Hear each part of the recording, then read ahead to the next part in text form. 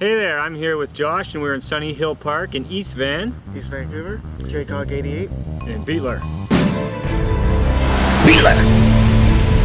So Josh has something special here to share with us today. There it is. Got some new ink there, Coghlan. Yep. Today we are going to look at the Samsung Note 3. And compare it to the Note 1 and Nexus 4. Yeah, and I also have an iPhone 5S here just for kicks.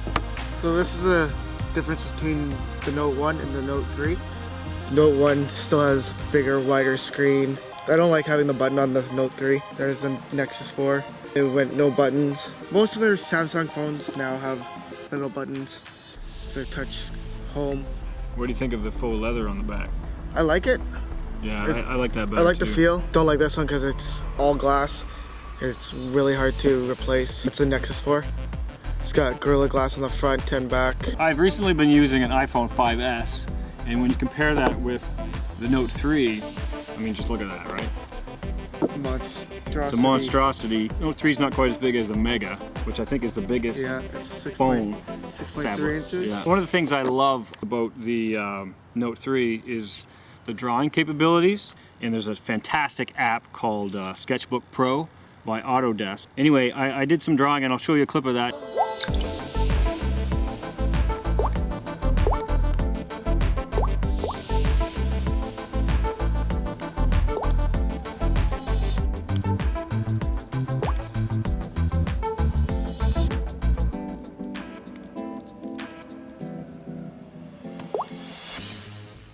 Now the stylus goes in either way. There's an app called Zinio.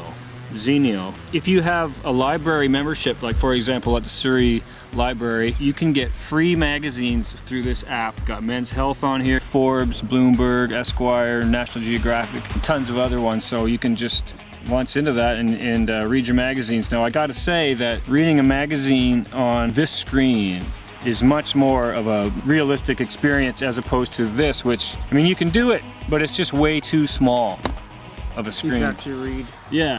How is it in landscape mode? In landscape mode, yeah, that works even better actually, because you can zoom in on the page and you got a nice wide viewing area there, right? So you can flip through, and then when you want to read the magazine, for me this is the perfect size of a screen for media consumption basically. And watching YouTube is a spectacular experience as well. I mean, you could watch movies on here, you can load movies onto this thing. It's got what, 32 gig space or 16 gig space? Plus you can expand it through USB or the card inside. SD cards as well. Yeah. What are some of the drawbacks you find of the phone? Some of the drawbacks, well, one of the things I like about the iPhone is how small it is, but again, you trade off screen real estate for the media viewing, right? But you know, if you just want to throw that in your pocket. Yeah, how is it in your pocket day to day? I mean, it's light, it's lightweight, but it's bulky. And you know, it's so wide that I'm always afraid that there's going to be too much pressure on it. Yeah. So here's some of the specs of the Note 3. It's running Android 4.3. Then you got the Jelly Bean. KitKat is coming out sometime mid 2014. Don't know why. No reason why it shouldn't be running it.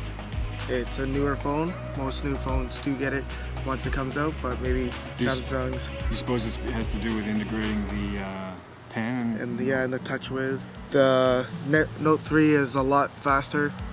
It seems more responsive to touch than the older ones.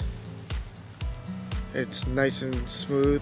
Like with KitKat, they're using a new thing called Art, which is Android runtime. Just playing with it for a few minutes, I've noticed it's a lot faster than any phone out there on the market. So I like the camera on this thing, and apparently it'll take 4K images as well. It shoots very good HD videos. Yeah, burst shot, face detection. Let's take a 4K shot now. Of the phones. Cool. All right, so Josh, overall, what should we rate this baby? 8.5 out of 10. All right, 8.5 out of 10. Samsung Galaxy Note 3. Buy one. Beatler Tech and JCog. I click it, I whip it, I flip it, I serve it, I click it, I